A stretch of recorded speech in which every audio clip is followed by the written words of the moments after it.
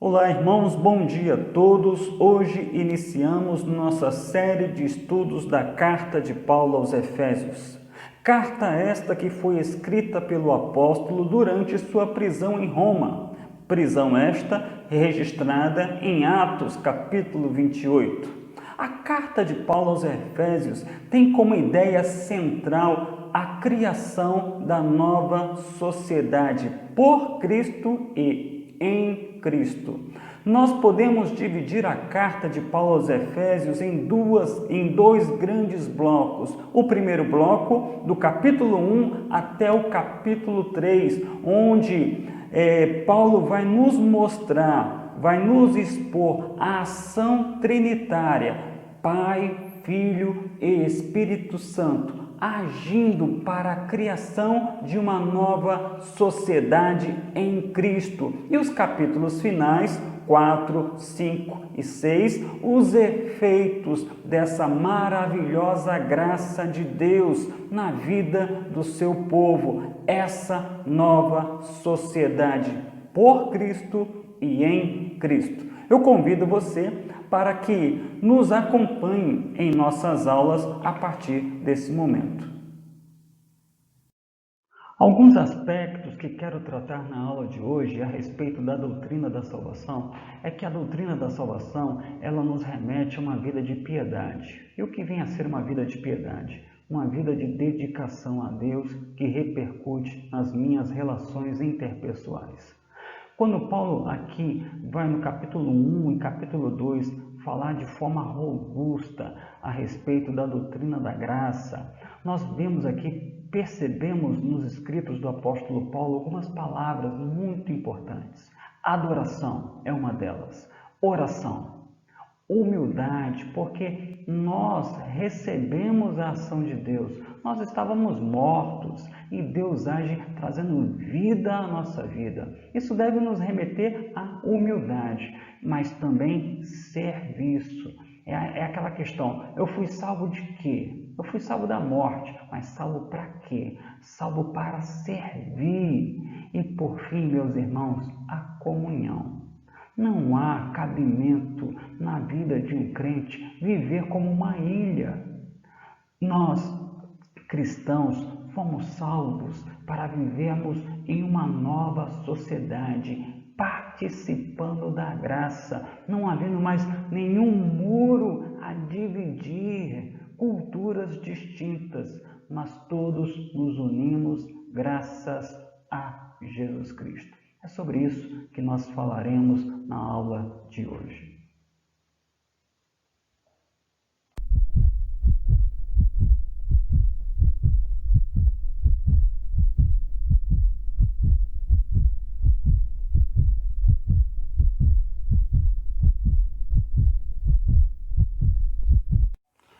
Uma viva adoração. É assim que o apóstolo Paulo inicia sua carta à igreja de Éfeso. Após saudar esta igreja, chamá-los de fiéis e santos, não porque eles eram perfeitos, mas porque eles foram separados por Deus para viver uma vida de comunhão com Deus. Paulo aqui ele inicia sua carta com uma adoração, onde ele diz: todo louvor seja a Deus, o Pai de nosso Senhor Jesus Cristo, que nos abençoou em Cristo com todas as bênçãos espirituais nos domínios celestiais. Quais são as implicações da doutrina da salvação na vida da igreja? A doutrina da salvação nos remete à adoração, a uma viva adoração, diante daquilo que Deus fez por nós em Cristo Jesus, diante de toda a sorte de bênçãos que recebemos por Cristo e por estarmos unidos a Cristo. Mas que bênçãos seriam essas? O apóstolo Paulo vai destacar essas bênçãos a partir do versículo 4 até o versículo 14. A bênção inicial é a bênção de termos sido escolhidos por Deus. Jesus Cristo já havia dito isso em João capítulo 15, versículo 16, em relação aos seus apóstolos. Não foram vocês que me escolheram, mas eu escolhi a vocês e vos nomeei para que vades e deis fruto. Aqui Paulo está destacando: todo louvor seja dado a Deus, o Pai de nosso Senhor Jesus Cristo, porque Ele nos escolheu. Se eu hoje pude escolher a Cristo, é porque de antemão Deus me escolheu ainda na eternidade. Se Deus não houvesse me escolhido na eternidade, jamais eu, em minha história de vida, escolheria por Jesus Cristo.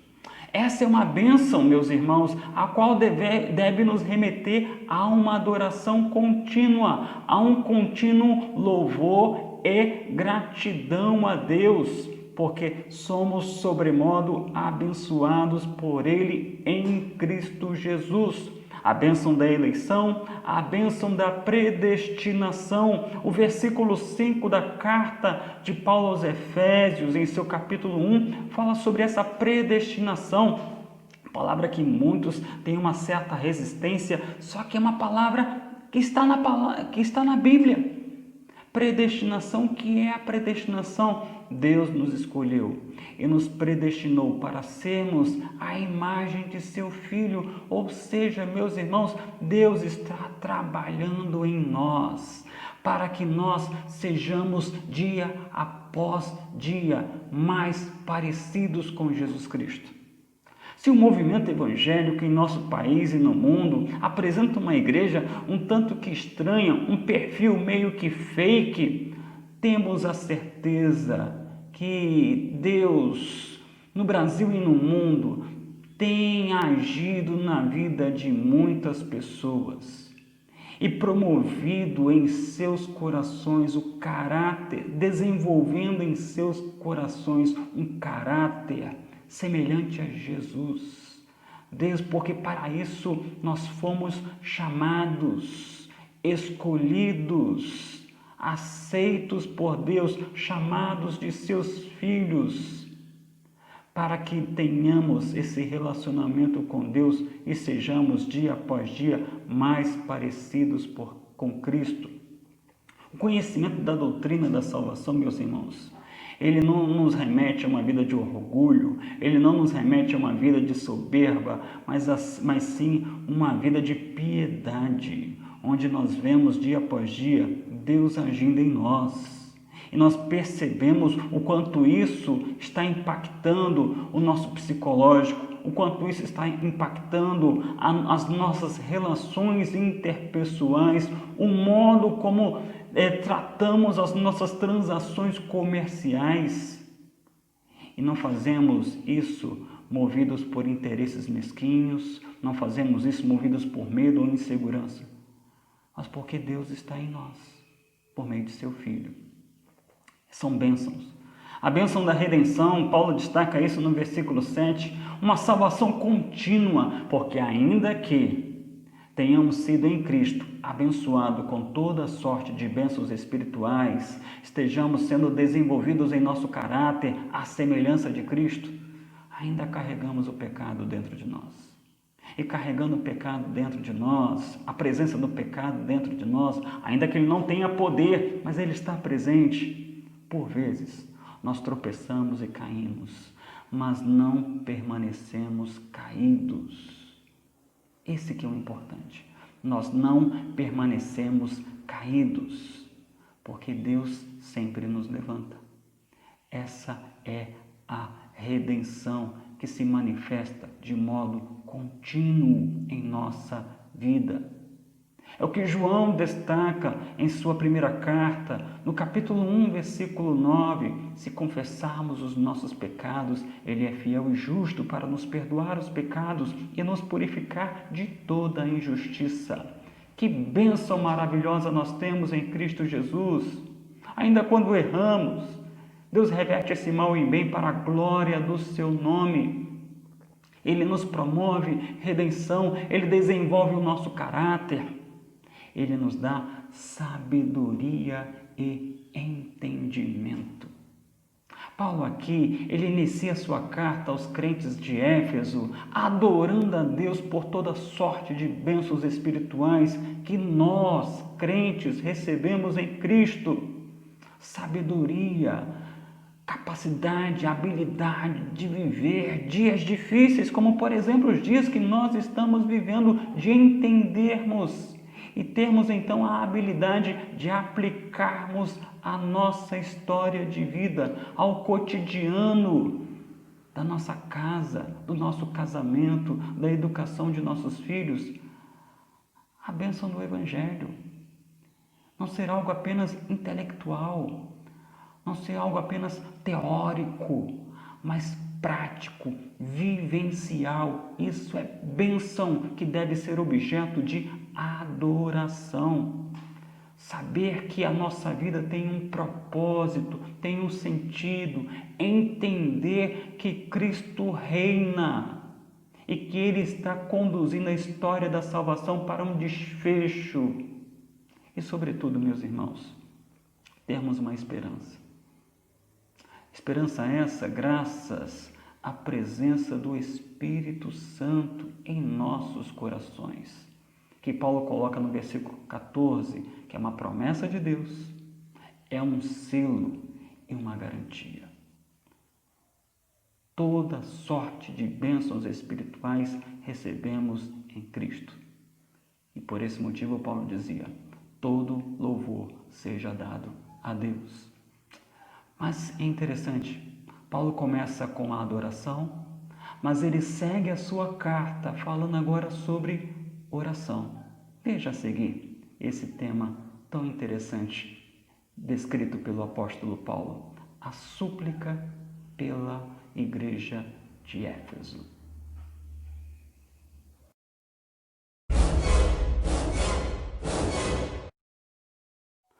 Falar sobre a oração sempre cria um suspense, porque a oração, na vida de muitas pessoas, é apenas um remédio para aqueles momentos, aqueles dias difíceis.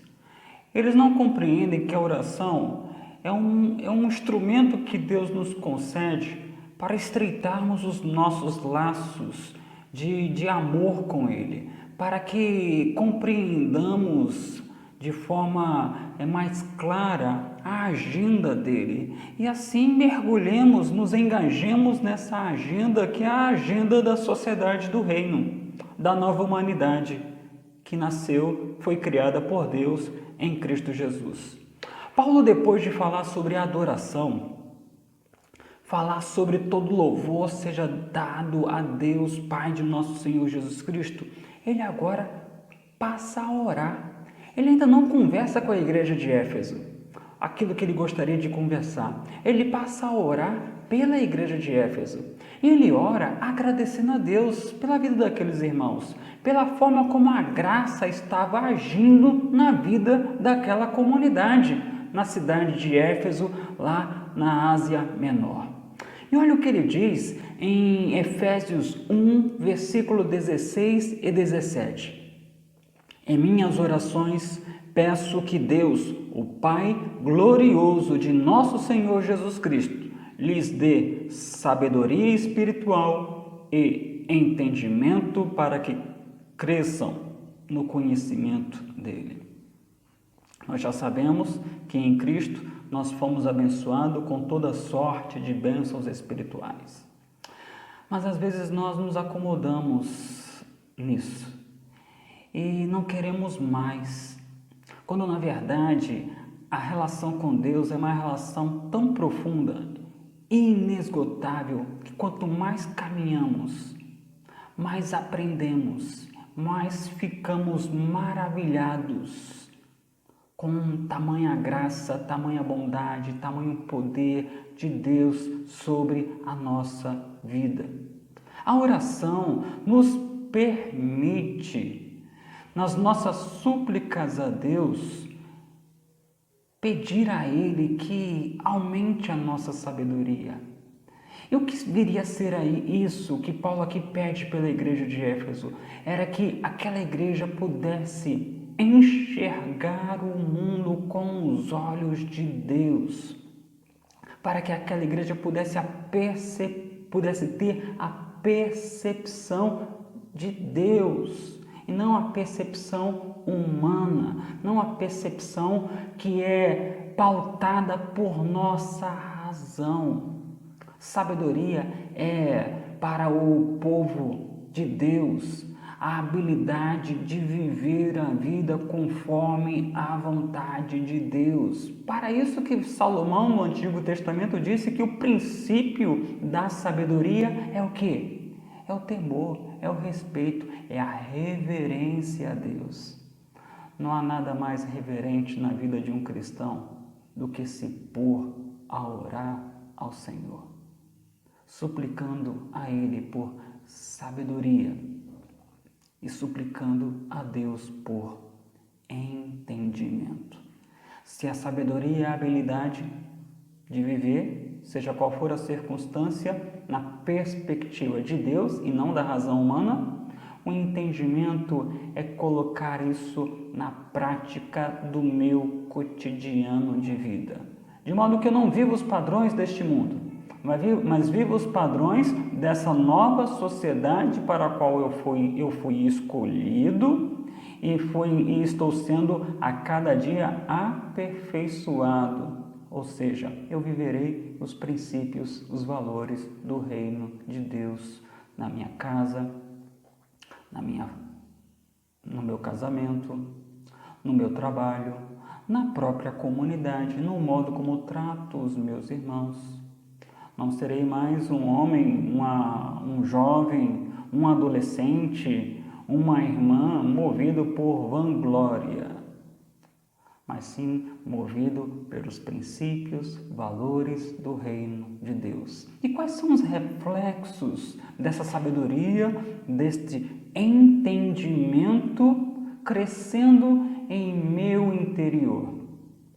Paulo destaca no versículo 18. Primeiro, seu coração será iluminado. A capacidade de discernimento, essa é a questão, saber discernir. Tem muito crente que erra muito na sua vida, mesmo tendo as boas intenções de fazer aquilo que é certo, mas ele erra. Pastores erram, porque às vezes a gente se detém tanto no conhecimento intelectual das Sagradas Escrituras, de fazer uma exegese do texto, de buscar aplicá-lo à nossa comunidade. Esquecemos de um princípio fundamental.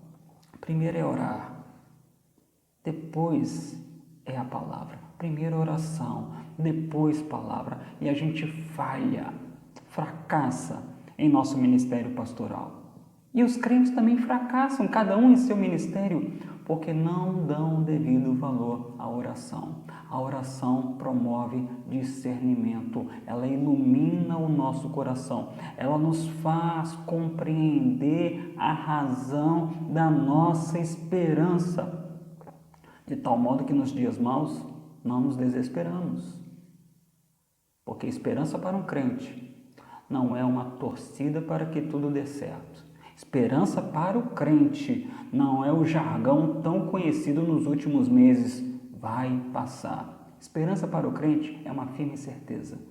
Deus está no controle. Deus está no controle, expressando, manifestando a grandeza do seu poder. E Paulo vai exemplificar isso através da manifestação da grandeza do poder de Deus por meio da ressurreição de Jesus Cristo.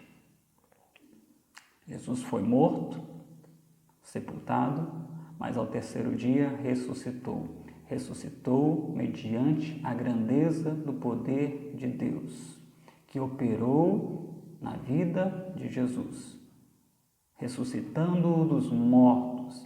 E Paulo vai dizer: eu oro a Deus para que o coração de vocês seja sábio e entendido, para que vocês compreendam que esse poder que se manifestou na vida de Jesus, ressuscitando-o dentre os mortos e o colocando à direita de Deus Pai, é o mesmo poder que opera na vida de vocês.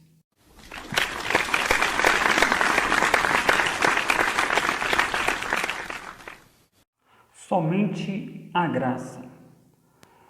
O aspecto fundamental da doutrina da salvação é que ele coloca para nós que se não fosse a graça, nunca teríamos paz com Deus.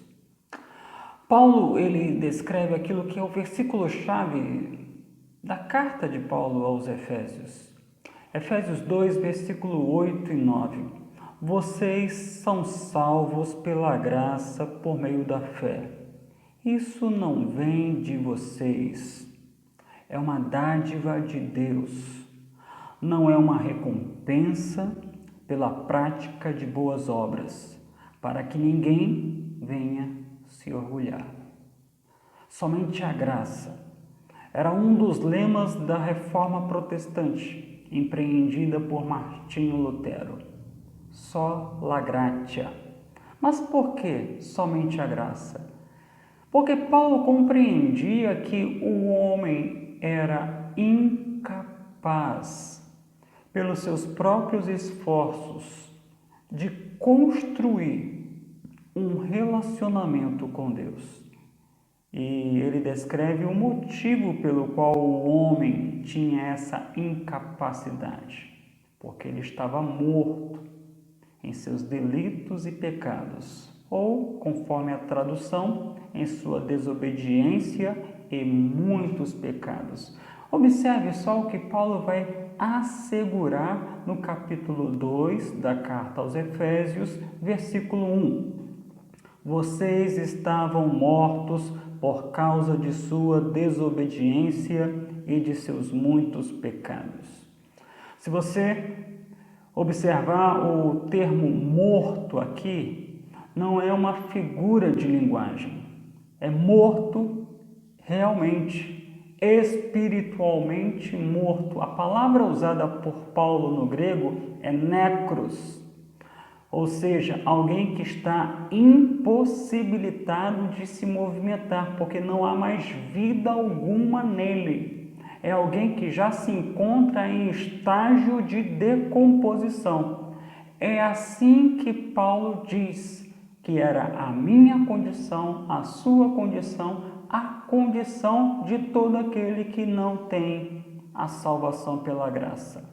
Ele está espiritualmente morto, incapaz de promover qualquer tipo de movimento, de iniciativa em direção a Deus. Ele sempre erra o alvo, ele não consegue acertar o alvo, ele não consegue agir de modo correto, ele peca por ação, ele peca por omissão, ele é um transgressor. E Paulo ele continua no versículo 2 do capítulo 2 da carta aos Efésios, usando uma figura. Nós estávamos, quando ainda não conhecíamos Cristo, estávamos como escravos algemados aos princípios da cultura deste mundo, algemados, tomados como escravos do próprio inimigo, do próprio diabo, assim como de nossas paixões e desejos carnais. Segundo o apóstolo Paulo, no versículo 3, ele diz que nós éramos filhos da ira, ou seja, a nossa natureza era uma natureza que vivia debaixo da ira de Deus. Mortos, escravos, filhos da ira. Estávamos perdidos. E é por esse motivo, meus irmãos, que um cristão não pode ser achado tomado, orientado por orgulho, vaidade, soberba, presunção, sentimento de superioridade. Achar que o não cristão é uma pessoa, a oração do fariseu. Ah, Pai, olhe para mim, porque eu não sou como esse publicano pecador. Isso não combina com a vida de um cristão. O que combina com a vida de um cristão é a humildade, porque ele sabe que a sua salvação operou, opera, e assim será até o dia da glorificação, um novo céu e na nova terra, mediante a fé, que é graça de Deus. Até mesmo a fé é graça. É o poder de Deus agindo na minha vida. Poder esse que, segundo Paulo, nos deu vida. Aqueles que estavam mortos, impossibilitados, agora têm vida. Agora ressuscitam. Agora têm vitória. É a grandeza no poder de Deus que operou em seu Filho, agora operando em nós. Isso deve ser digno de louvor, digno de aplausos. A graça, a maravilhosa graça que age em nossa vida, fazendo de nós pessoas vivas, não mais escravas, pessoas vivas agora que podem nutrir, desenvolver um relacionamento de intimidade com Deus.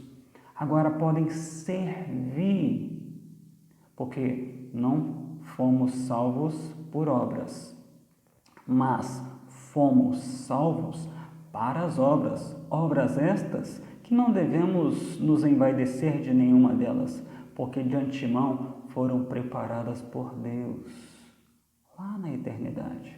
E assim Paulo termina o versículo 10 do capítulo 2 da carta aos Efésios.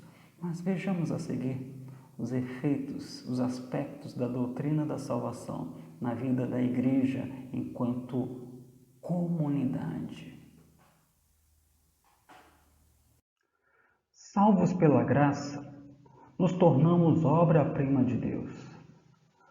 E é importante que entendamos que, semelhante a nós, existem outras pessoas por este mundo que Deus também está realizando essa maravilhosa graça de fazer de nós poemas de Deus para a realização de boas obras por este mundo. Isso é ser igreja. Então, um dos aspectos da doutrina da salvação é nos remeter a uma vida de comunhão, a uma vida em que não há mais muros, sejam eles quais forem, a impedir que caminhemos juntos. Segundo o apóstolo Paulo, havia um muro que separava os judeus dos gentios. E este muro foi derrubado graças a Jesus Cristo, que trouxe os que estavam longe, os gentios, para próximo da vida com Deus, para próximo de uma vida de relacionamento com Deus por causa de Jesus Cristo. Olha o que diz o texto de Efésios 2, 14 e 15. Porque Cristo é a nossa paz. Ele uniu os judeus e gentios em um só povo ao derrubar o muro de inimizade que nos separava. Ele acabou com o sistema da lei, com seus mandamentos e ordenanças, promovendo a paz ao criar para si, desses dois grupos, uma nova humanidade. Em Cristo, as leis cerimoniais que faziam com que os judeus não mantivessem comunhão com os gentios, essas leis foram abolidas. E as leis morais que eram encaradas pelos judeus como um sistema para a salvação, foram de fato compreendidas não mais como um sistema para a salvação, mas sim como uma obediência fruto do amor, fruto da gratidão, da adoração. E essa obediência, ela é desfrutada na comunhão do meu irmão, que não é da minha cultura, mas tem a fé que eu tenho no Cristo, na graça, no poder de Deus, que nos tirou das trevas para a sua maravilhosa luz, que fez de nós, homens, que eram incapazes de dar um passo na direção de Deus. Enfim, pelo amor de Deus, operado por meio de seu Filho Jesus, agora podemos juntos caminhar com Deus. Se Deus, em Cristo, resolveu essa inimizade que havia entre judeus e gentios, por que nós hoje, meus irmãos, somos tão quedados a levantar muros, muitas vezes dentro da nossa própria comunidade, diante de pessoas que nós taxamos como diferentes de nós, de culturas diferentes da nossa, ou de posição social diferente da nossa, nível intelectual diferente do nosso, pelo qual então não achamos que devemos caminhar com elas, compartilhar algo com elas. Ser igreja é caminhar junto. E essa caminhada junto se dá por causa da graça, por causa de Cristo, por causa da obra de Jesus Cristo na cruz do Calvário. Bom, irmãos, chegamos ao final de nossa aula e eu gostaria aqui de deixar alguns destaques de aplicações para a nossa vida. De que modo Efésios capítulo 1 e 2 pode ser importante no cotidiano da minha vida? A primeira coisa é a questão da adoração. A gente lamenta muito e os dias atuais são dias realmente de se lamentar, mas não podemos esquecer de toda sorte de bênçãos espirituais que recebemos em Cristo. Nossa vida não pode estar cativa a este mundo. Nós fomos libertos da escravidão deste mundo, dos padrões deste mundo, da escravidão do diabo, dos nossos próprios desejos e paixões. Às vezes, meus irmãos, vivemos de modo frustrado porque a nossa ambição egoísta não está sendo satisfeita. Ela tem que ser mortificada e temos que adorar a Deus. Adorar porque Ele nos escolheu, adorar porque Ele está desenvolvendo o caráter de Cristo em nós, adorar porque a sua salvação se manifesta continuamente em nossas vidas, adorar porque nós temos uma herança em Deus, nós temos uma viva esperança, nós temos a garantia da salvação mediante a presença do Espírito Santo em nossa vida. Isso é motivo de louvor, é motivo de adoração, ainda que vivamos dias bastante complicados. Orar, meus irmãos. Quantas vezes nós perdemos grandes oportunidades porque nos faltou discernimento, nos faltou sabedoria. Nós agimos mal, tínhamos boas intenções, mas agimos mal, fracassamos porque nós não oramos. A oração tem sido uma arma poderosa, sendo mal utilizada.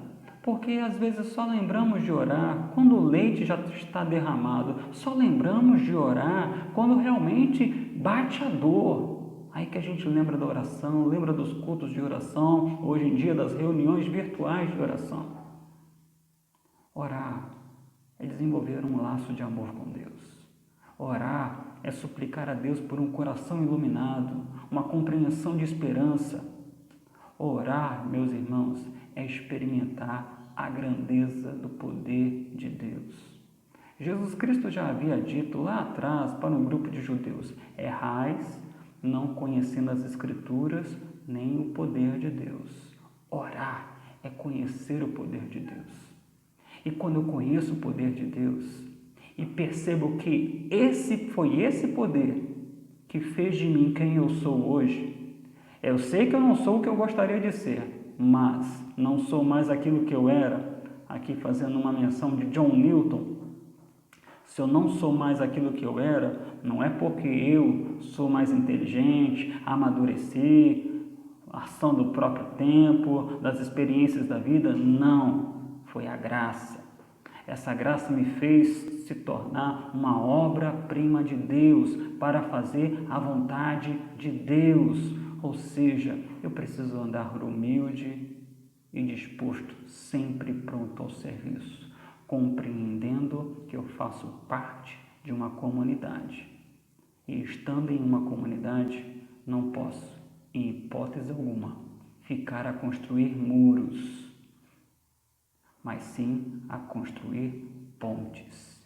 Eis que o meu serviço é construir pontes, relacionamentos, para que eu abençoe e também eu seja abençoado. São os aspectos essenciais da doutrina da salvação, construindo em mim e em você uma vida piedosa que repercute nas minhas relações interpessoais. Que Deus te abençoe, um ótimo domingo a todos, nos vemos na próxima semana. Um abraço.